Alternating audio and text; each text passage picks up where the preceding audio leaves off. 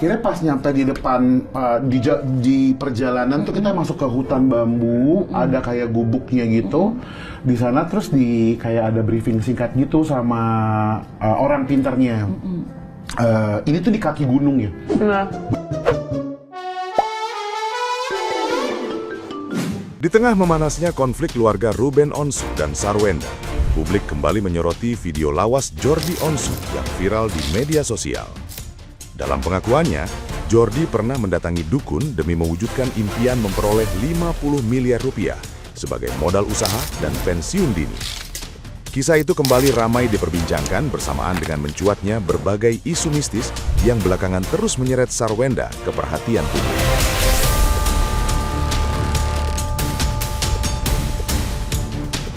Jordi mengungkap sempat tergiur hingga dukun meminta syarat tumbal puluhan nyawa demi mewujudkan keinginannya. Namun ia akhirnya mengurungkan niat setelah diminta menandatangani surat bermaterai yang melarang pelaporan jika ritual gagal, sehingga ia mencurigai adanya modus penipuan. Video tersebut kembali viral di tengah ramainya tudingan netizen yang budiman yang mengaitkan isu mistis dengan konflik keluarga Ruben dan Sarwenda.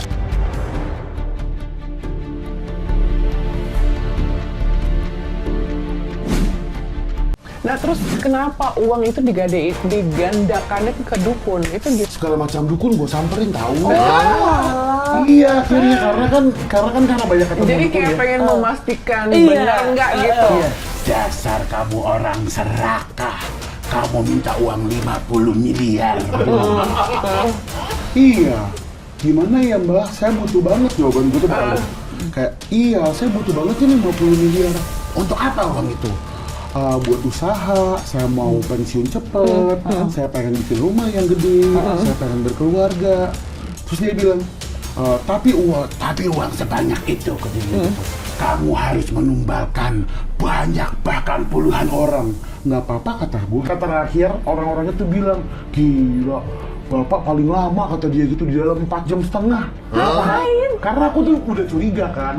Ini kayak sindikat nih kata gua nih. Sebelum masuk disuruh tanda tangan dulu di atas materai. Apa tuh? Jika tidak berhasil bahwa tidak boleh menuntut, tidak boleh lapor polisi dan lain sebagainya dengan penuh kesadaran. Iya, kamu tanda tangan dulu deh tuh. Iya dong, iya nggak? Wah, ini dukun udah jaga-jaga nih pinter pakai materai. Iya kan? Udah. Abis bayar, transfer, Berapa? 10 juta. Masya Allah 10 juta. 10 juta. Dan ternyata banyak warga-warga yang menggadaikan sawah, jual rumah tuh sampai Dijanjikannya apa itu 10 juta itu? Jadi dijanjikannya waktu awal nih interview awal udah aku tanya-tanya kan. Jadi orang terakhir kesini bawa duit berapa Pak? Oh banyak. Ada yang dapat berapa M gitu. Berapa M itu apa? Menarik nih kayaknya.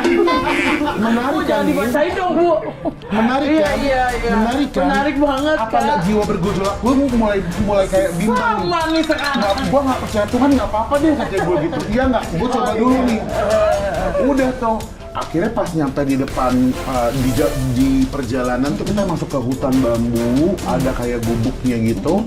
Di sana terus kayak ada briefing singkat gitu sama orang pinternya. Ini tuh di kaki gunung ya. Nah. Bener-bener posisinya tuh sangat meyakinkan. Di kaki gunung ada orang berapa banyak orang tuh bawa bunga berapa tampah gitu kan kayak beli pacara gitu loh. Pacaran. Jadi banyak gitu karyawannya. Iya. Udah akhirnya pas pada saat di depan dia bilang, Mas saya mau minta uang berapa gitu. Oh, saya mau uangnya 50 miliar. Hah? 50 miliar gue bilang gitu. Itu banyak loh Mas. Oh ya iya memang kalau lagi mau minta ke hantu ya saya mintanya jangan sedikit-sedikit Pak. Betul banget. Saya udah nyampe sini kok. Nah, Benar kata gua kan? Iya. Iya nggak? Tapi ini susah loh Mas. Jadi biasanya kan orang tuh ada yang jual musuh atau ada yang mengorbankan jiwa raga. Istilahnya. Kalau mereka tuh ada yang menjual musuhnya atau yang mengorbankan jiwanya. Kalau aku pas ditanya mau yang mana aja yang penting deal kata. Nah, gimana nih menurut netizen yang terhormat? Silahkan berkomentar ya. Lo tau nggak, adiknya itu kan bikin statement kayak gini, gue punya rahasia terbesar, kalau gue bongkar Indonesia itu bisa geger. Lo adiknya, kakak lo bikin statement, dulu perceraian itu salah satunya itu lo ikut campur. Setelah aku lihat-lihat datanya itu dari YouTube-nya dia, itu ternyata wih gila, tangannya celamitan kalau lagi di belakang. Tangannya siapa ya? Tangan adiknya lah. Cih, jangan-jangan ada main sama si janda. Pantesan lu belain sampai segitu mati-matinya adiknya si doi. Ini gila, sumpah menjijikan lu. Netizen Indonesia harus tahu ya, apa yang terjadi kalau live-nya Jordi Onsu tetap dibanjiri emot-emot aneh dan juga kata boykot. Maka brand-brand yang sudah bekerja sama dengan Jordi Onsu akan berpikir ulang. Mereka juga nggak mau kena imbasnya dari tantangan Jordi Onsu kepada netizen Indonesia. Maka tidak menutup kemungkinan brand-brand yang dipromosikan dan dijual Jordi Onsu akan memutuskan kontraknya. Sudah terbukti kemarin ya, ada yang namanya CEO sama Sarkawi itu juga sama, brand-brandnya pilih mundur.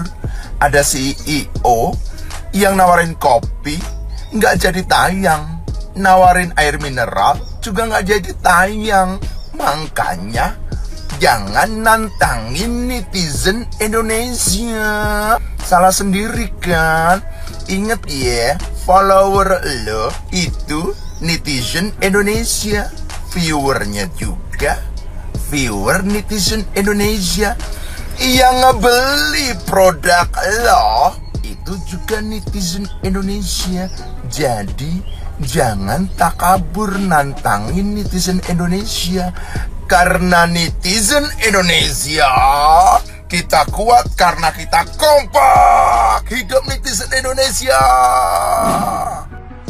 Berseliweran video dari adik kandung Ruben Onsu yang mengancam akan bongkar-bongkar, dan kemudian ada juga nih dari mantan istri Ruben Onsu juga mau bongkar-bongkar juga.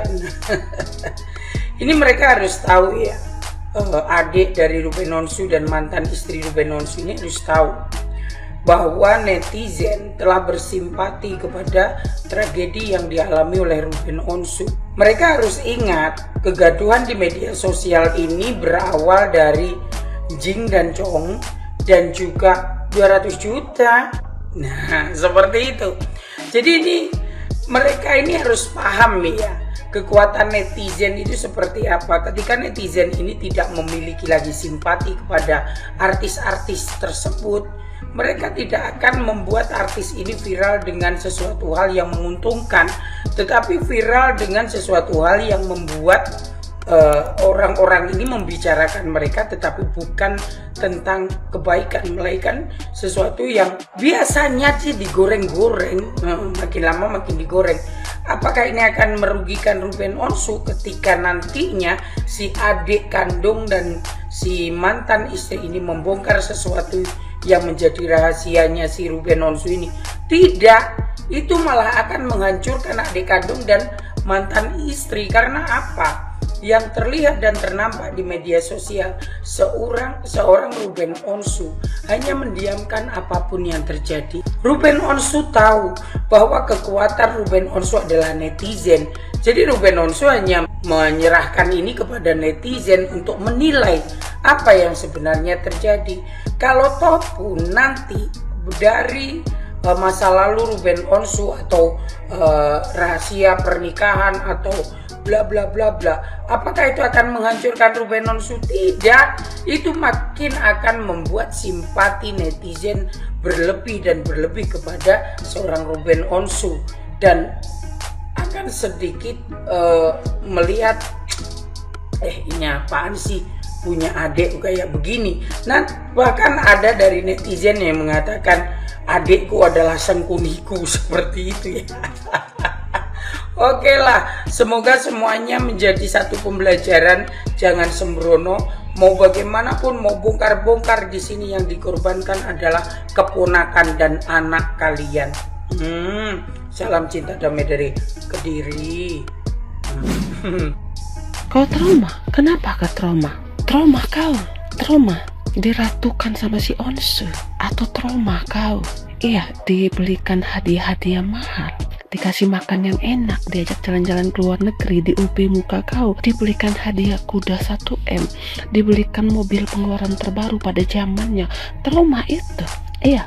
Oh, kau trauma hal-hal yang begitu, hal-hal yang diinginkan oleh wanita-wanita lain di sana. Bahkan ada wanita-wanita yang rela menjadi ani-ani hanya untuk kepuasan dunia. Iya kan? Trauma yang begitu-gitu. Terus, lebih trauma mana dulu sama sekarang? Kalau trauma dulu tuh lebih ke levelnya itu trauma happy plus shock gitu, bahagia gitu kan. Iya, tapi ya kalau aku rasa trauma sekarang ini tuh agak ngebatin, iya kan? Kau lebih pilih mana? Trauma zaman dulu sama trauma sekarang? Zaman dulu diratukan ya kan, setiap ulang tahun dikasih berlian, dikasih mobil, dikasih kuda, iya kan. Terus trauma punya rumah sekarang 70M harganya, trauma yang nggak rela ya kan, kau meninggalkan rumah itu. Iya, sementara harganya mahal banget. Itu bisa jadi ngomongnya belibet. Itu bisa jadi investasi itu. Kalau seandainya kau sudah nggak terkenal ya kan, sudah nggak ada yang mau kerja sama kau gitu kan, ya mudah-mudahan semuanya lancar ke depan gitu kan. Bisa lah rumah itu ya kan dijadikan tabungan untuk masa tua. Trauma yang begitu gitu. Unik kali trauma kau ya. Diratukan trauma, dibelikan hadiah mahal trauma, dibelikan kuda trauma, dibelikan rumah 70 miliar trauma. Semua trauma kau. Mana trauma sekarang sama dulu? Trauma mana yang kau pilih? Kalau aku rasa nih trauma sekarang nih bikin orang gila dan stres. Trauma yang sekarang, kalau trauma dulu tuh ya trauma shock, happy, kaget gitu, karena kita dimanjakan, diratukan, iya kan, kicau mania. Aku salut sama Uncle Jordi Onsu. Kenapa? Karena mentalnya tuh udah di atas rata-rata. Salut aku liatnya, harus belajar dari dia guys. Walaupun banyak haters, walaupun banyak sampah-sampah, kumuh-kumuh yang masuk di live-nya, komenannya emot semuanya, tapi dia tetap live. Dia tetap live, nggak peduli dia sama haters yang mengkotori roomnya. Peduli dia tetap live ya kan, tetap jualan, cari duit ya kan. Malah senang dong dia, semakin banyak haters ya kan, semakin banyak pula penonton dia, semakin naik penontonnya kan. Terus haters ini dikiranya gara-gara mereka rame-rame segerombolan kirim emo-emo gitu kan, pikir mereka Uncle Jordi itu termental, dikira mereka kan besok-besok nggak akan live. Mimpi kalian, mimpi kalian pikir Uncle Jordi itu seperti mental kalian, baru diujuk satu orang langsung menblokir. Jangan samakan ya sayangnya, jangan. Uncle Jordi itu mentalnya sudah di atas rata-rata cinta. Apapun yang terjadi, yang namanya cari duit, dia tetap live ya cinta ya. Kasihan kalian yang masuk ke roomnya komen emot ya kan. Kalian dapat apa? Dapat apa kalian? Kalian cuma ngabisin kuota kalian aja bodoh. Kalau dia live banyak penontonnya, banyak yang beli. Emang kalian tahu berapa orang pembelinya saat dia live? Enggak kan? Jadi sudahlah sandiwara kalian para haters, para kumuh-kumuh yang tidak berakhlak. Oke, bye bye.